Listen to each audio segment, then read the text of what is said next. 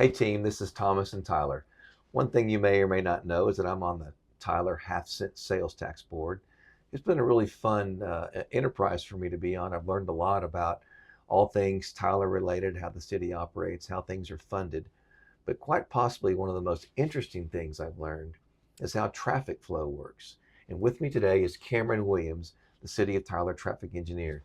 It's been really fascinating for me to learn, Cameron, about how traffic flows and the engineering behind the technology that you have brought to Smith County and Tyler. Cameron, if you would, share a little bit about the technology that you have brought and about how traffic flow works here in Tyler.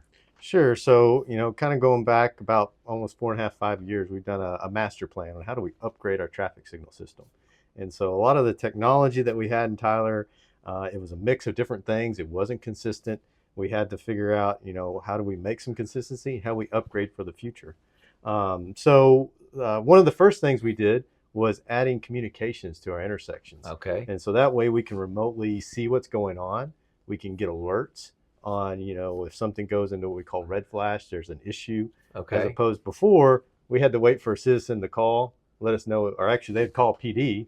Okay. PD would call us, PD stands for Police Department. Yep, that's right. And so, 15, 30 minutes later, maybe we get out there. So you're saying in the old days, if a traffic was blinking, it had gone out, you had no idea unless somebody phoned in and told you. That's correct. But now with this new technology, if the stoplight at Front and Broadway is out, for instance. You guys know. That's correct. So we'll get text alerts. Okay.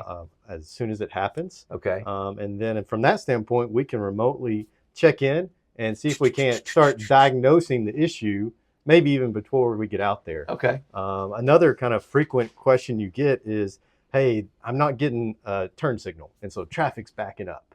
Okay. So again, that could be something. So trying to make a left turn. Make a left turn. Getting stopped at the light. Can't Correct. make a left turn. And so then we go in there. We can remotely go in and make a setting so you start getting served until we can get out there and address the issue. Until you can figure out what the backlog is. So one of the things that my wife always asks me about is there's traffic timing. Sure. But I know sometimes we'll be driving down Broadway and the lights just automatically turn as you go down.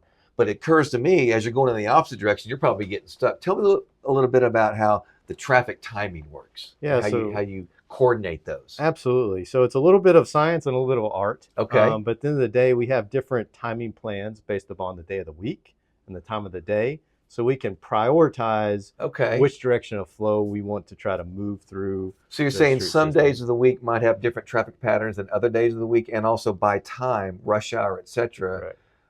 Maybe even during Christmas around the mall, traffic can back up. You have a way you can coordinate traffic lights around that? That's correct. So that's absolutely cool. And I think another real kind of cool piece of some of the technology we've implemented is we now can give our fire trucks what we call emergency preemption. So basically start giving green traffic signals automatically to those fire trucks as they're responding to a phone What about call. ambulances? Can they also get that, or has that happened yet, or is that coming? We have not. We've really stuck to just our fire department. So just the fire department, you can preempt and you can let them move Correct. through. How does that work?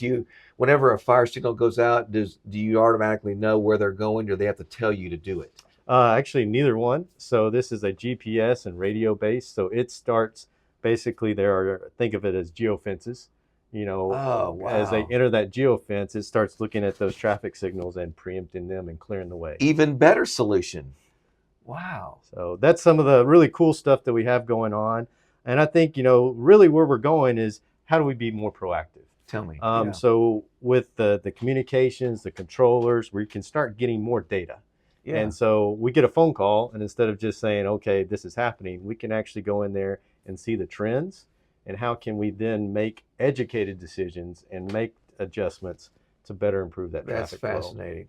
So I know that a large number of the improvements that you've made have occurred through the auspices of the half-cent sales tax board and through the revenue created from the half-cent sales tax. Do you have any notion, or do you remember how much money we've spent upgrading this technology to date? To date, so honestly, I don't have an exact number, but definitely just with the modernization piece, you're probably talking $3 to $5 million to date.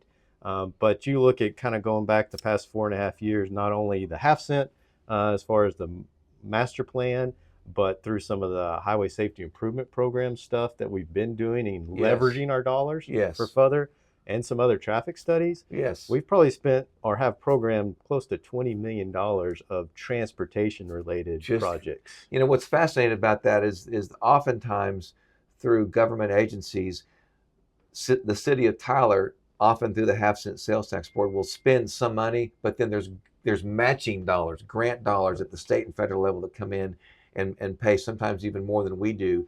And that's what he's talking about, is how much money can be spent. We might only have to spend 5 or 6 million, but we've gotten $20 million worth of benefit through matching grants.